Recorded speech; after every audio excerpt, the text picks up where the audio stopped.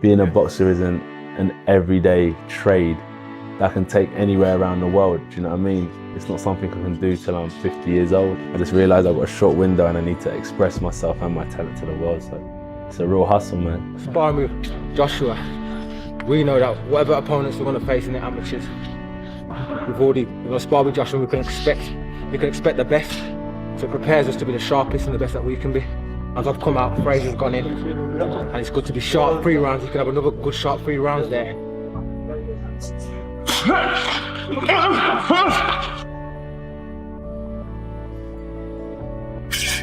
How I keep positive, I would say, is every time it gets tough, and when I feel like I don't want to do it, there is someone out there in this world, laying on a hospital bed, begging for a second chance at life. I'm sitting there healthy, with good friends, heating, light, running tap water. I don't think I have any excuse to not go hard or live life with a smile on my face. Anthony Joshua is preparing for the Jake Paul fight like a man determined to remind the entire world exactly who he is. You know, so I use YouTube a lot, where there's a lot of videos what I listen to, and I update it, and I can always revert back to it when I'm feeling low to get a bit of motivation. Fear comes in many forms. There's some things that I can't get over and I'll always be scared of, but I take the positive from it. Like, I'm never so confident I'm gonna win. It's probably the fact that I'm scared to fail.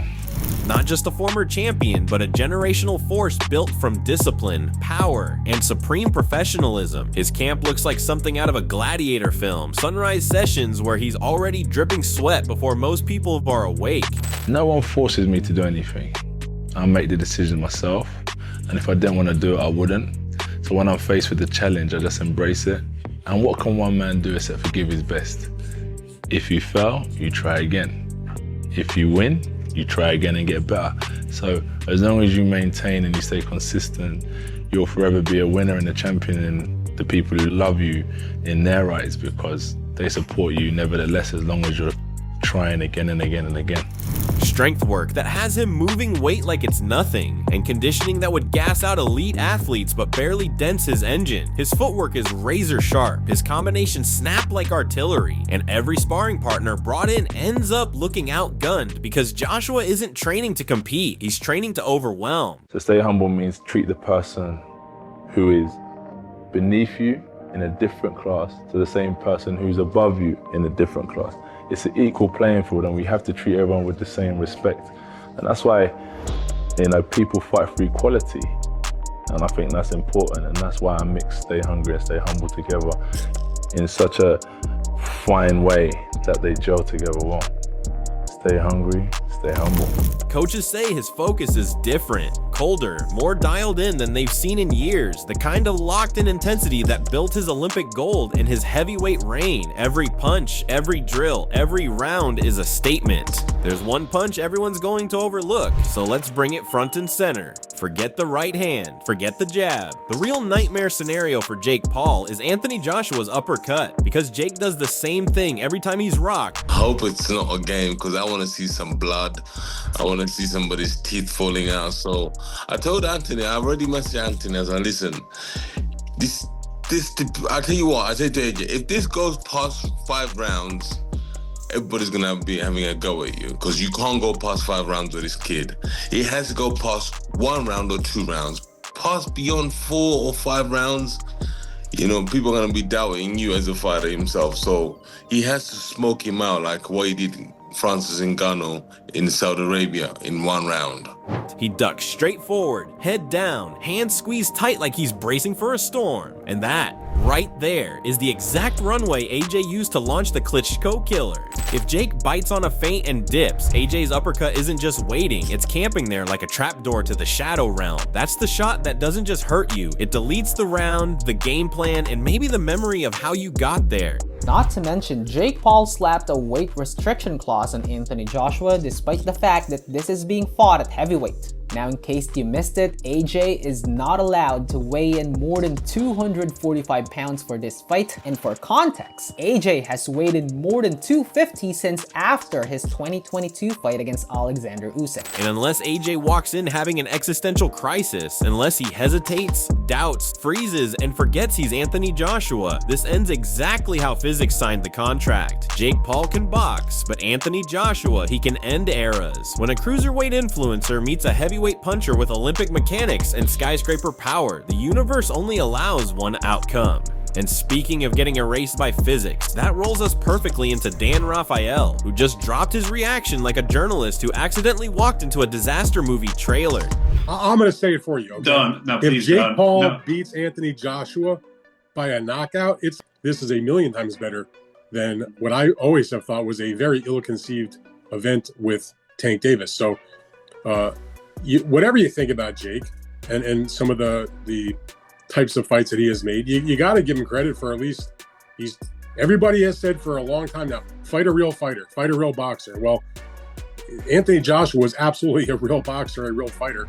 Dan's sitting there basically saying, look, AJ might be coming off a 14-month layoff, fresh elbow surgery, and a Dubois knockout that looked like someone unplugged his Wi-Fi mid-fight. But even then, even with all that, he's still dangerous enough to compete with any heavyweight on planet Earth. And you know what? He's right, because while Jake Paul has improved, credit where it's due, the man went from throwing influencer punches to actual combinations. Dan's insiders, the real matchmakers, the dudes who build contenders for a living, are all staring at this matchup like Jake accidentally clicked legendary difficulty on a video game. You can't deny that. Like you said, two-time world champion, Olympic gold medalist. Now, he may not be at what he was when he was absolute peak. There's no doubt that Anthony Joshua was beyond his apex of his career. Mm-hmm. But even though he'll be coming off of about a 14-month layoff. Yeah. He was coming off having had surgery on his elbow. He's coming off of a very, very, very difficult, brutal, hard knockout loss in the Dubois fight. One guy even used the word decapitation, and you could feel Dan holding back a laugh like, please don't get me demonetized today. And honestly, I get it. When the experts look confused, and the promoters look nervous, and even the journalists start talking in disaster movie language, you know this fight isn't courage, it's a dare. Jake took it anyway, and now we're all left to watch whether boldness becomes brilliance or just something that looks spectacular on a highlight reel. Either way, pop the popcorn, because December 19th is going to be chaos with a stopwatch. Jake Paul certainly has gotten better since he fought Tommy Fury. He's certainly gotten better over the last number of fights. Now, is he at an elite world-class level? Probably not yet. He may never get to that level, but so you got to give him props. He's taken on a guy that I spend part of my morning talking to different boxing matchmakers, people I've known for decades in this business, who have vast experience of building fighters and moving fighters and developing them, and they know a lot better than you or me what they're looking at.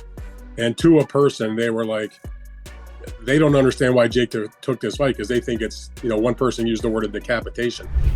And right when Dan Rafael had us all looking at this matchup like Jake accidentally signed up for a physics experiment, boom, here comes Chael Sonnen strolling in with that I told you so energy like he's narrating the trailer for Jake Paul's consequences. And I swear, the way Chael breaks it down, you can feel him grinning because this is the exact chaos the internet has been begging for. He's talking confirmations, denials, phone calls to commissions. The man basically turned into boxing Sherlock just to prove one point. If nobody says no, that usually means, oh yeah, they love this train wreck. And the way he frames Jake stepping into this fight, it's like Chael is warning us the same way your friend warns you not to push that big red button, then smiles because he knows you're going to push it anyway. You, me, all of us. We're watching Jake Paul walk straight into a heavyweight wood chipper with confidence, sunglasses, and a camera crew.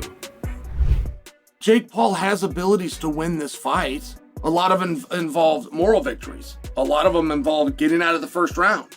And a lot of them would involve getting out of the first 2 rounds and haven't been knocked down yet. Want to be getting out of the 3rd round, you've only been on the canvas once and you got up to your feet, you shook it off and you're ready to keep going. Like, these things are all victories, but the fight that it's going to happen, I think it's a big deal for Jake Paul. I think it's a big deal for everybody involved. I think it's a big deal that Francis looks at that fight and realizes, oh, these things make sense. These things that make dollars, they make sense. That's his business.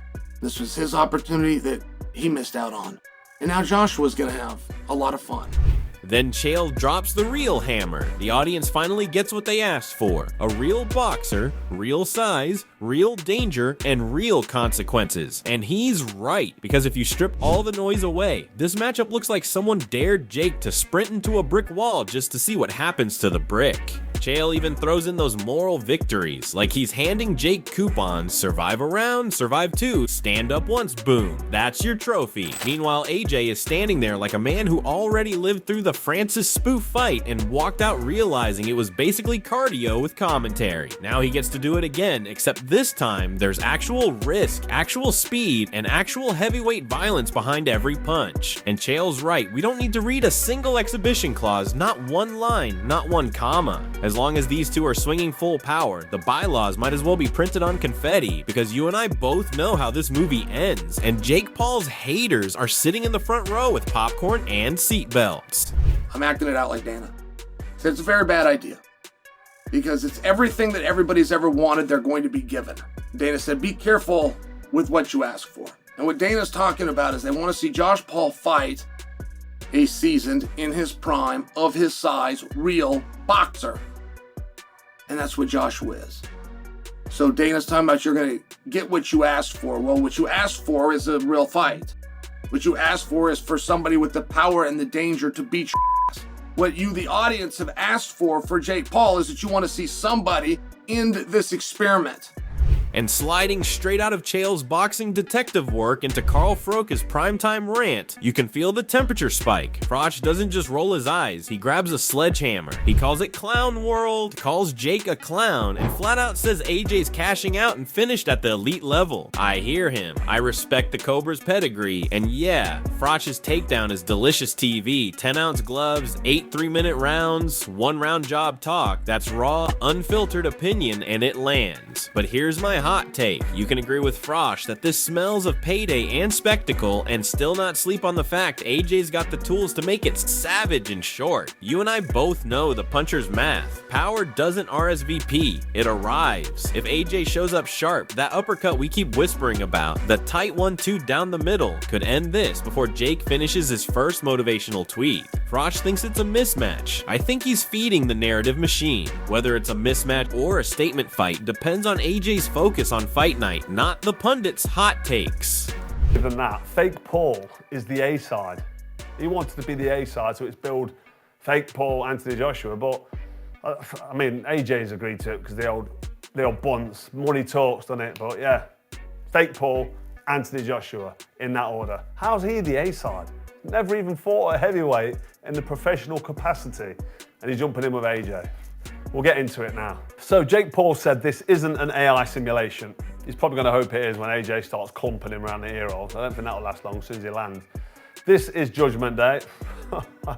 I thoroughly hope so. Now, let's be honest, Froch's drama is the spice we all click for, but here's where I go bold. This fight is a litmus test for boxing's modern era. If AJ polishes his timing, controls distance, and detonates that uppercut when Jake dips, it's an old school KO that silences the circus and gives AJ a tidy paycheck while reminding the world why heavyweight punches still matter. If AJ looks hesitant, drifts into exhibition mode, or treats this like a cameo, the internet will eat him alive, and Froch's career over narrative will trend for weeks. You, me, we're on the front row for either outcome, a vintage heavyweight reminder of physics and pain, or a headline that says entertainment finally outpaced the sport. Honestly, I want both the drama and the learning, one clean AJ knockout to prove the skeptics wrong, and 1,000 memes banking the rest. Tell me in the comments, do you want AJ to cash out clean or rebuild for legacy? If this is a straight up AJ versus Jake Paul, then we all know what should happen. This is a 1-round job because AJ, even though he's past his best, even though he's seen better days, he throws a nice 1-2 down the middle. He's got a nice bit of distance, and Fake Paul can't fight. He just can't. I don't care what anybody tells me. He can't fucking fight. He lost to Tommy Fury, for crying out loud. You can't jump in with Anthony Joshua now and expect to get a result. So, all right.